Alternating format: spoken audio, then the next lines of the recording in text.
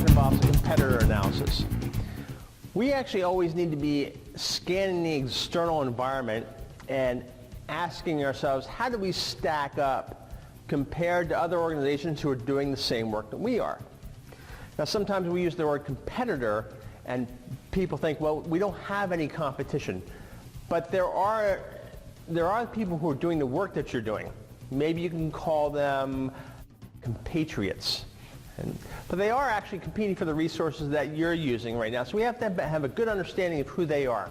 It's also helpful for us to understand, helps us build our awareness. What are the key areas for success? What are the key areas that make our organization really stand out above the rest of the crowd? The need to do this kind of analysis, there's three basic reasons. One is we always need to understand the external environment. We as a board are responsible for setting the strategy of the organization, and we can't do that effectively unless we understand the external environment in which we operate. It is also helpful in times of rapid change, and certainly we are going through rapid change, which will continue for the next 3, 5, 10 years as our economy begins to transform or continues to transform into whatever the next iteration is. Also helpful in building a strategy screen for considering future partners.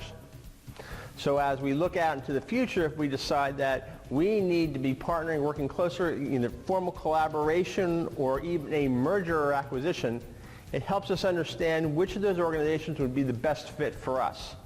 Now, in the attached worksheet, the examples are pretty straightforward, and I don't want to give you too much guidance on them.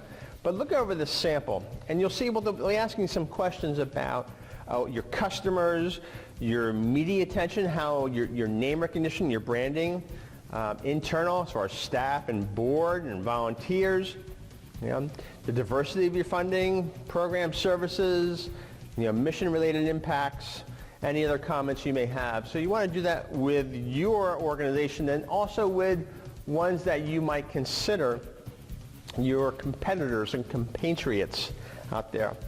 See if you can come up with at least 3 other organizations that do similar work than you. Once again, this is a tool, it's not a test. It's just designed to prompt your thinking so that you have thought about some of this stuff before we get together for our retreat. Take 15 or 20 minutes and complete this exercise, and look for exercise number 4 coming to you same time next week.